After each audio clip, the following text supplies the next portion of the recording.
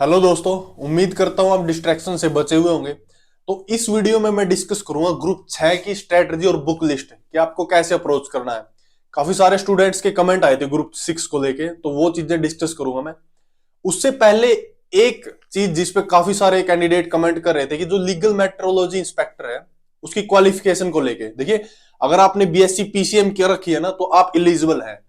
लेकिन क्या है कि उसमें 4 गुना कैंडिडेट नहीं है। हमने ये पोल भी कंडक्ट करवा था। अगर स्टिल अगर आपको लगता है कि आपने वो फिल किया है तो आप कमेंट सेक्शन में कमेंट जरूर करें ताकि एक आइडिया लगे कि वाकई में उसमें 4 गुना है या नहीं है। लेकिन न्यूज़पेपर ने तो ये चीज कवर की थी। ठीक है, ये तो हुआ लीगल मेट्रोलॉजी इंस्पेक्टर के बारे में।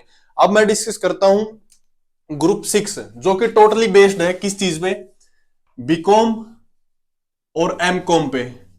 ठीक है, जो कॉमर्स वाले कैंडिडेट है उन्होंने ये ग्रुप फिल किया होगा। बट देखो इसके अंदर ऑलमोस्ट 1450 प्लस वैकेंसीज है इसके अंदर। तो मे भी हो सकता है कि काफी सारे ऐसे कैंडिडेट थे उस टाइम पे जो जब सीईटी प्री हो रहा था या सीईटी के फॉर्म फिल हो रहे थे तो उन्होंने फॉर्म फिल नहीं किया था।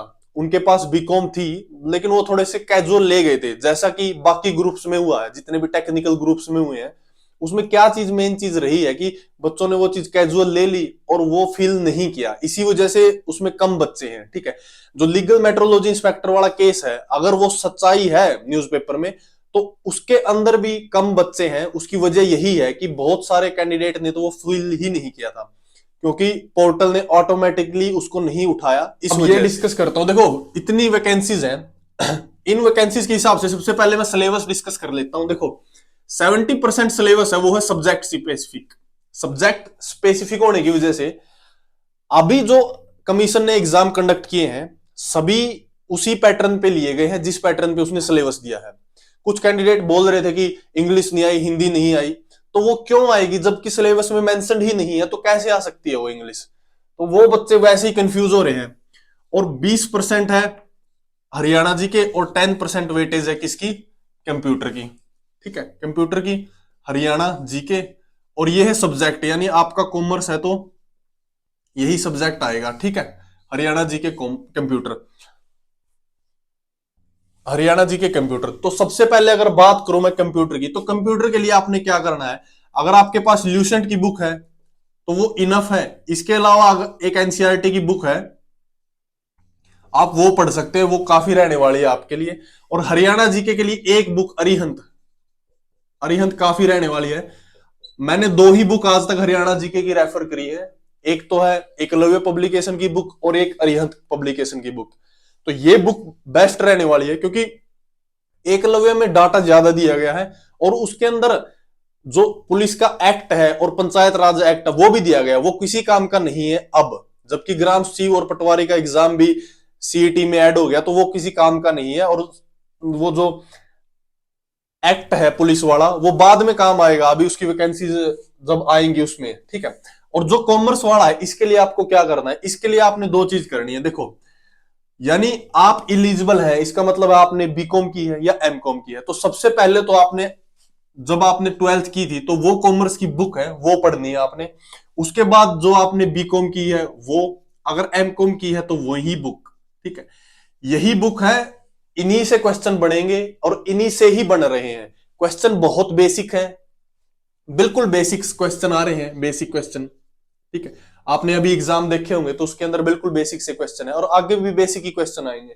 तो आपने सबसे पहले क्या करना, अपने कंसेप्ट स्ट्रॉन्ग करने 12th की बुक से और बीकॉम, ये दोनों ही सफिशिएंट है एमकॉम पे जाने का। आप मतलब एमकॉम पे जाना आप ड्रॉप कर सकते हैं।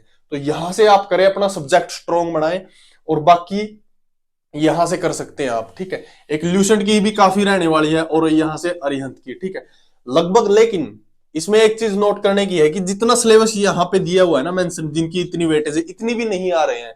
मोस्टली सब्जेक्ट स्पेसिफिक ही क्वेश्चन आ रहे हैं और सब्जेक्ट स्पेसिफिक आने की यही वजह है क्योंकि ये पोस्ट है वो सब्जेक्ट स्पेसिफिक ही है। इनका जो ओरिएंटेशन है, इनकी जो प्रोफाइल भी है वो ऐसी ही है। आगे जाके आपने जो जितनी भी आपने सीखी है, अकाउंटिंग सीखी है, जो कुछ भी आपने सीखा वही काम आने वाला है आगे आपको। ठीक है, जितनी भी इसके अंदर पोस्टें हैं। ठीक, तो ये तो थी सिलेबस कवर करने की बात।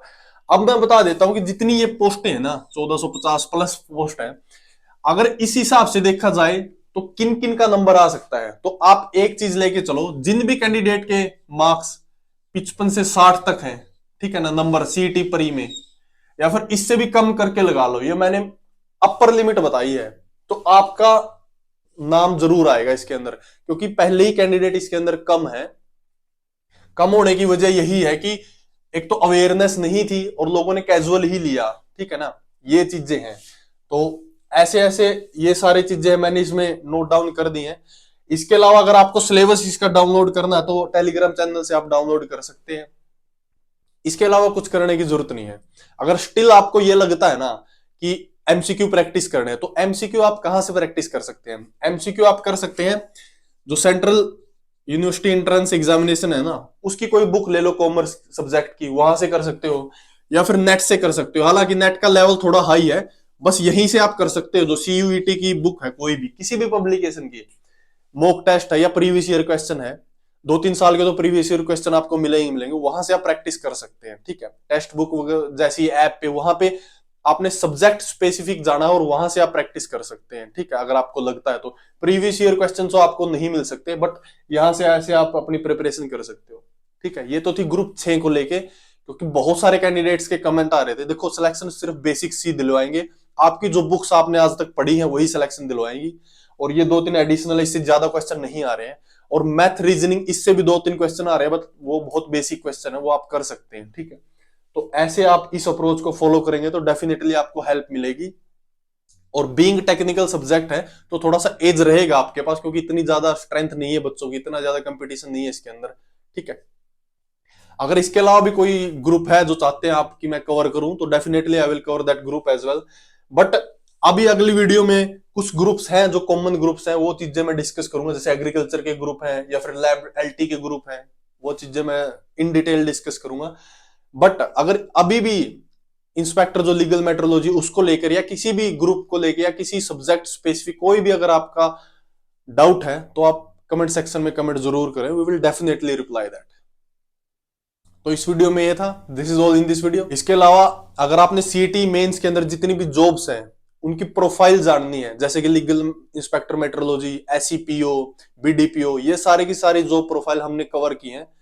आप चैनल की प्लेलिस्ट में जाएंगे और वहां पे आपको एक प्लेलिस्ट मिलेगी जॉब प्रोफाइल सीरीज, वहां पे जाके आप देख सकते हैं। Thanks for watching this video, thank you.